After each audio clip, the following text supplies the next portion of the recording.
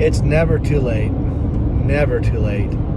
I was just thinking about the state of our world right now. I'm not going to go into it because you all know what I'm talking about. The high gas prices, the elections that are very questionable, what they're teaching our children in schools, gay marriages. People are fighting more for abortion than to eliminate abortion. There's more people fighting for it than against it. Or at least that's what the narrative sounds like. Anyway, I can go on and on and on. But in all the end times prophecies, it talks about how what good will be perceived as evil, and what is evil will be perceived as good. And that's happening right now. That's happening right now.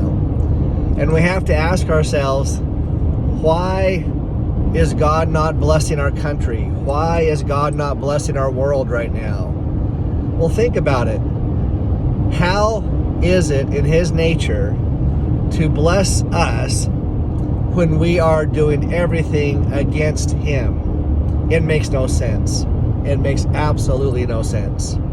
We want to be blessed, but we don't want to give up our drunkenness. We want to be blessed, but we don't want to give up our fornication. We want to be blessed, but we want to support murdering babies. And so on, and so on, and so on. I just remembered a teaching in the Bible, in the book of Jonah. That's in the Old Testament, the book of Jonah. It talks about this city, this nation called Nineveh. And Nineveh was a terrible city, sinful city, gay marriage, fornication, drunkenness, orgies, etc., etc., etc. And God passed judgment upon Nineveh. He was going to destroy Nineveh. Kind of like what's going on right now with our country and with our world, for that matter. But here's what happened.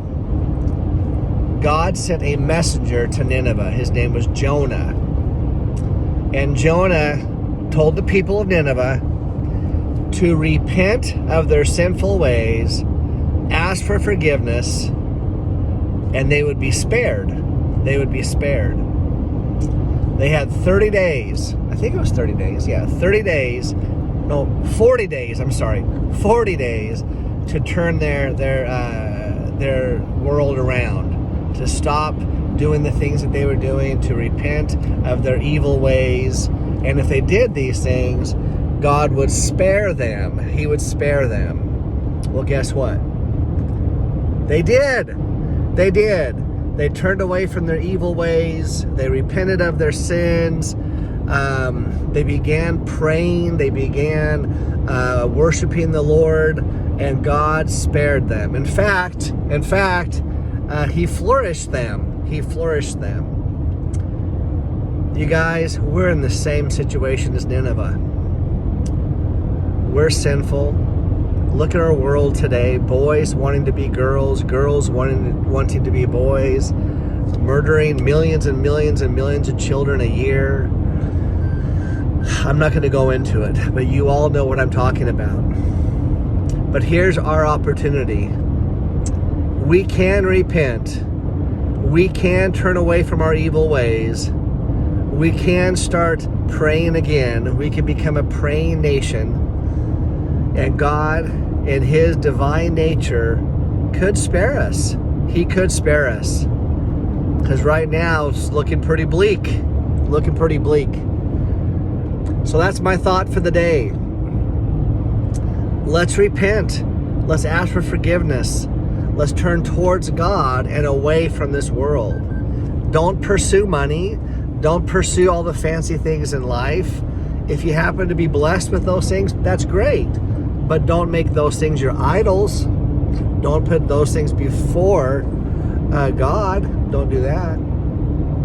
I love you guys so much. Let's spread this word. Let's tell our friends to repent. Let's tell our friends to get on track. And who knows?